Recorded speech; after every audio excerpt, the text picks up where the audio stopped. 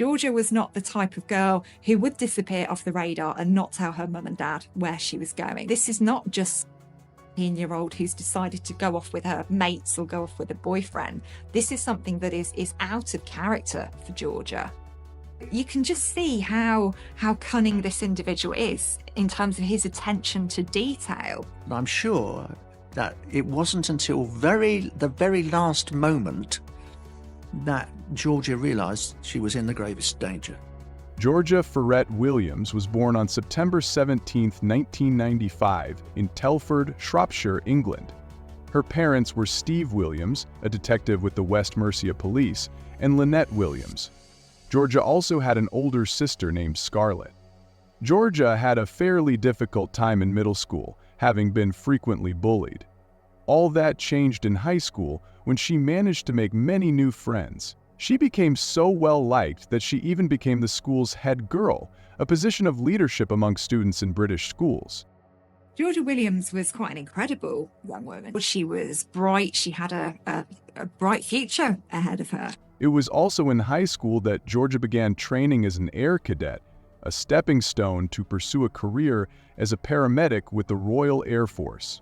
By the time Georgia started college, she flourished in leadership roles and displayed a remarkable strength of character seldom seen in people her age. Still, she remained approachable and became part of a large social circle. She was an individual who was quite well known in her community, somebody who was going places, someone who this community were proud of. At home, Georgia got along well with her parents and her older sister, Scarlett. She was responsible and openly shared her plans with her family, whether she was going out with friends or mapping out her career path. By all indications, Georgia was headed for a happy and fulfilling life, with a potentially successful career in military service. Sadly, the Williams family's lives would soon be shattered by someone they least suspected. On the evening of May 26, 2013, Georgia told her parents that she was going over to a nearby friend's house to assist in a photography project. She was to be the model for a creative photo shoot and would be gone for only a few hours. Georgia's destination was a house in Avondale Road, Wellington, which was only a few minutes' walk away from the Williams Telford home. Steve and Lynnette thought nothing of it, as her friend was known to the family and their daughter had been there many times before. With that, Georgia said her goodbyes and left. Sometime during that evening, Lynnette received a text message from Georgia's number saying that she ended up going out with some other friends and that she wouldn't be coming home that night. Lynnette asked which friends she was with and where she would be spending the night, but she didn't give a straight reply. The final message from Georgia's phone was assuring her parents that she was okay and would be home the next day. Although the text conversation was a bit unusual, Lynnette and Steve didn't think much of it. The messages were written in Georgia's customary style, and she had slept over at friends' houses before, so they thought that this was just one of those times. The next day, however, Georgia failed to return home in time for her first driving lesson. She had been looking forward to this appointment for weeks, so her parents called her up to ask where she was, but received no reply. Later that day, Georgia also failed to show up for a date with her boyfriend, Matthew Bird. The two were supposed to go to a music festival that evening, which Georgia also had been looking forward to. So when she didn't show up or even call Matthew, Steve and Lynnette became concerned. It was then that Steve began calling Georgia's friends, trying to find out where she might have spent the night and who she was with. He also called the friend who had arranged the photo shoot with his daughter but couldn't get through to him. Finally, Steve took the inevitable step of phoning his colleagues at the West Mercia Police Department to report that his daughter was missing. When asked who the last person she had been with was, he replied that it was her friend Jamie Reynolds. Jamie Reynolds was a 23-year-old shop worker at Savers Health and Beauty in Wellington who lived in the same neighborhood as the Williams family. He and Georgia used to work at a gas station and were part of the same social circle. Reynolds had even been to the Williams home a few times. "I took him on face value. I knew nothing about him. He He just seemed to me like an ordinary lad when I met him and spoke to him. Georgia had always considered Reynolds nothing more than a friend. However, the young man was clearly interested in a more intimate relationship with her. He had made romantic overtures to her through text messages and on social media, but had been rebuffed each time. When Georgia publicly announced her relationship with Matthew Bird in May 2013, Reynolds expressed his unhappiness and frustration. I remember Georgia telling him straight that she didn't want to go out with him, but she told him in a nice way. Reynolds' own early childhood was marked by violence. His father used to attack his mother in front of him, and he himself was subject to considerable physical and emotional trauma. Fortunately for Reynolds, his mother managed to escape the abusive relationship, taking him and his younger sister Brogan with her. She soon remarried, and the two siblings were raised by a loving stepfather who treated them as if they were his own children. When the West Mercia Police learned that Georgia's last known destination was Jamie Reynolds' house, they quickly dispatched a team to the Avondale Road address.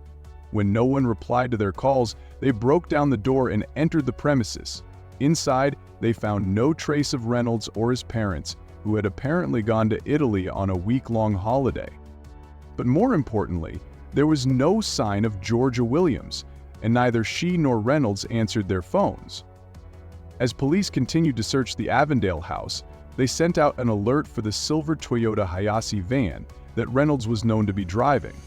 They also dug deeper into the background of the man they suspected had something to do with Georgia Williams' disappearance. Only then did the Williams family discover the man's disturbing secret. Jamie Reynolds had apparently shown signs of interest in violent and extreme imagery going back at least 5 years before Georgia's disappearance. In particular, he seemed to have a morbid fascination with images depicting violence against women. Had a very weird relationship with girls, and that became increasingly clear during his adolescent years. Before Georgia's disappearance, Jamie Reynolds was already well known to the West Mercia Police Department due to his history of attacking women. The first incident on record occurred in January 2008 when he lured a female acquaintance into his home to model for a supposed media project, similar to how he invited Georgia. Once the woman was inside, Reynolds suddenly started to strangle her. Fortunately, she fought back vigorously, managing to bite her attacker and even break one of his ribs. She was fortunate enough to escape with only minor injuries and immediately reported the incident to the police. Reynolds was subsequently arrested, but he claimed that he didn't remember much about the events leading up to and during the attack. He also told police that he was suffering from depression. Unbelievably, Reynolds was let off with only a warning, even after his stepfather presented authorities with questionable photos taken from his room. Most of the photos depicted unknown women being strangled.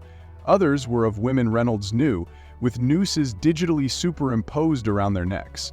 One of these was Reynolds' victim, who had seemingly escaped a horrific fate. At the time, Reynolds claimed that he was no longer interested in such images, and that he had dismissed all thoughts of attacking women.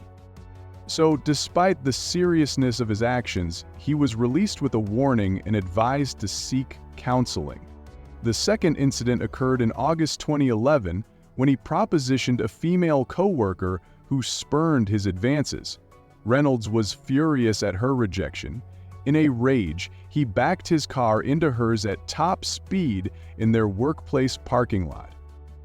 And then in February 2013, he managed to lure yet another young woman into his home while his parents were away. Once she was inside, he proceeded to lock all the doors in the house, claiming that he didn't know where the keys were. He then tried to convince the woman to spend the night with him, but she flatly refused. Reynolds kept her captive for about an hour, at which point she screamed and threatened to climb out the window. Only then did Reynolds let her go. These 3 incidents revealed a disturbing pattern. All 3 women were young and of similar build, and they all had red hair. Later investigation also uncovered that Reynolds had altered photos of all 3 of his victims by digitally adding nooses around their necks. As sickening as Reynolds' actions were, that wasn't the extent of his depravity. In his home, authorities discovered that Reynolds had begun writing a short story centered around his most recent victim, in which he strangled her before using her body. The story also mentioned 4 other young women he had fantasized about in a similar manner. One of these was the co-worker who rejected his advances back in August 2011. As more details about Jamie Reynolds' criminal history emerged, police began a nationwide manhunt for the suspect. Throughout May 27th and May 28th, reported sightings of him and the silver van he was driving came in from the public. Through witness reports, CCTV footage, and automatic number plate recognition technology, authorities were able to track his movements through Cheshire, Cumbria, and Wales. We're obviously very keen for the public or anyone who has information to identify where that vehicle may have been in that 5.5-hour gap. But with the numerous blind spots along his route, authorities couldn't account for his every stop. Still, they managed to pick up his trail again at Wrexham, where CCTV cameras captured him purchasing bandages for his seemingly injured hands. Despite being the subject of a nationwide manhunt, Reynolds was apparently relaxed enough to watch a movie in Wrexham. Reynolds was soon sighted in Glasgow, Scotland, where department store cameras captured him purchasing personal items. He then went into another movie theater and watched another film. At 7 p.m. on May 28th, Reynolds checked into a budget hotel called the Premier Inn. There, police finally caught up with him and arrested him on suspicion of kidnapping Georgia Williams. But even with a suspect in custody, police still had no clue as to what had happened to the missing woman. When questioned by detectives, Reynolds readily admitted to having had Georgia in his home on May 26th. But he claimed to have felt ill after the photo shoot and had to go to bed early. He also claimed to have no clear recollection of the evening's events and what had happened to Georgia. Despite his claims, however, a memory stick was found in Reynolds' possession when he was arrested, and its contents confirmed Georgia's tragic fate. The first few photos from his memory stick showed Georgia willingly posing for the camera, smiling and laughing normally. Then, a single photo taken at 8:20 p.m. on May 26th showed her standing on a box with her hands bound behind her and a noose hanging over her head. She was still smiling and unconcerned in the picture, but then things took a dark and horrifying turn. After this photo, Reynolds switched to video, recording Georgia struggling from her restraints and the noose placed on her. The perpetrator continued recording her last few moments of life as she passed away from strangulation. He wants to capture every moment of her distress. Immediately after Georgia drew her last breath, Reynolds appeared in front of the camera, confirming him as the one behind the act. However, despite having just captured a murderous act on camera, he wasn't done. In a truly twisted display of depravity, Reynolds violated the deceased woman. In a truly twisted display of depravity, Reynolds violated the deceased woman and put her to death. Reynolds violated the deceased woman. He continued to do so as he moved her to different rooms in the house, taking more photographs and several more minutes of video footage in the process. For somebody like Reynolds, who enjoys that dominance and who enjoys that mastery over another person, this is just another part of the process that he's really enjoying. With this damning evidence, the kidnapping charge against Jamie Reynolds was changed to a murder charge. Still, Reynolds refused to give authorities the location of Georgia's body. Even when confronted with the photo and video evidence, he claimed to have no memory of the past few days' events. Jamie Reynolds knew all along what he'd done, and he could have brought closure quickly to Georgia Williams's family. Instead, she was out there for days, undiscovered, and Jamie Reynolds seems to get a kick out of that. Finally, investigators had a breakthrough in the case. On the evening of May 30, Georgia's disappearance was featured on BBC's Crime Watch program. The episode was seen by a woman whose father had helped a young man get his van out of the mud somewhere along the Nantygarth Pass in Wrexham. They had come across the stranded driver at the isolated location on May 28th, and she recognized his silver Toyota van from the TV program. Upon her report, authorities were able to narrow down a probable radius where the suspect might have left the victim. A search team was sent out to comb the area, and within hours they finally found the body of Georgia Williams. There are no words to explain when somebody says, "Your daughter's not coming back." With conclusive proof of Reynolds' involvement in Georgia's demise, investigators set about establishing a timeline of events leading up to and immediately after the incident. They believed that Reynolds had been planning the attack for some time. Knowing that his parents were going to be in Italy for a week, he had apparently invited several young women to his house for a supposed photo shoot. Although Georgia Williams was his primary target, he wanted to have a few other women as backup, in case his intended victim didn't show up. Reynolds had also purchased the leather clothing and high heels for Georgia to wear during the evening, all of which she had on in the photos and videos police discovered. Georgia herself was apparently featured in one of the stories he wrote about fatally attacking women he knew, titled "Georgia Williams in Surprise." It nearly served as his blueprint for what he did to her during the bogus photo shoot.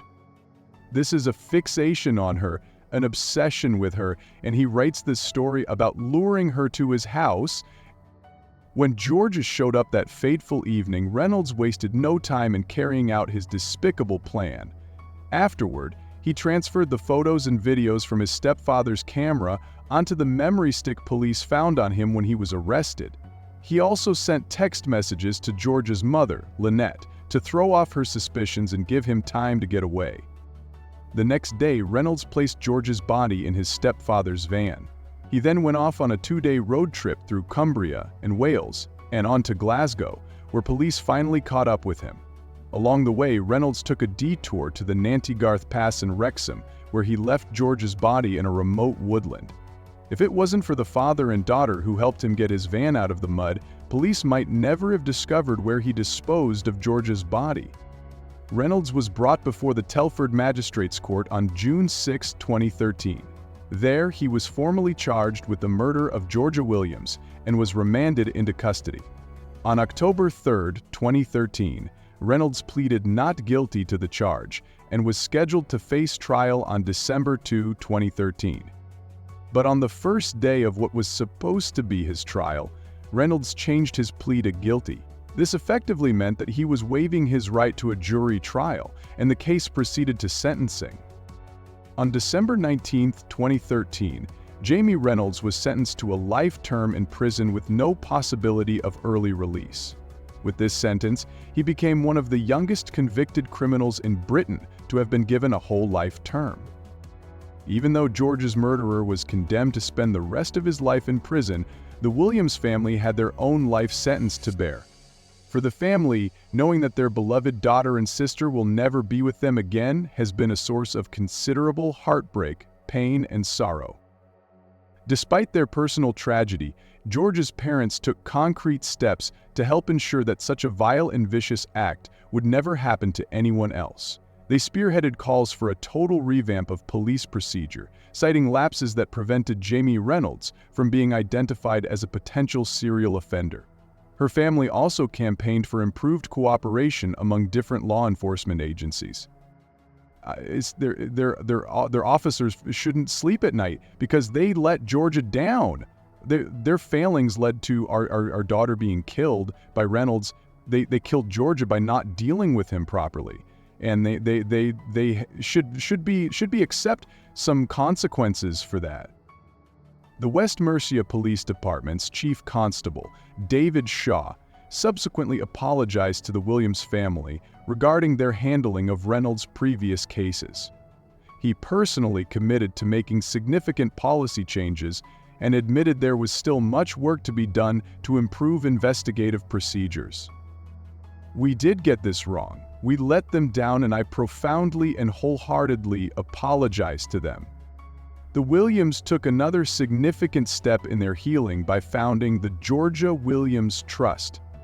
Established with the goal of generating funds and sponsoring activities for young people, the Trust aims to foster life-building activities and become a positive force for local community growth. The Georgia Williams Trust bears the motto, "Free your spirit, join in." To her friends and family, the statement perfectly captures the vibrancy, courage, and compassion with which Georgia chose to live her life. I think a lot of Georgia runs through what we do with the Trust, and we always try and portray that to the students that we go and give out grants to. George's end was terrifying, and she didn't deserve that at all. He probably murdered the best friend he would ever have.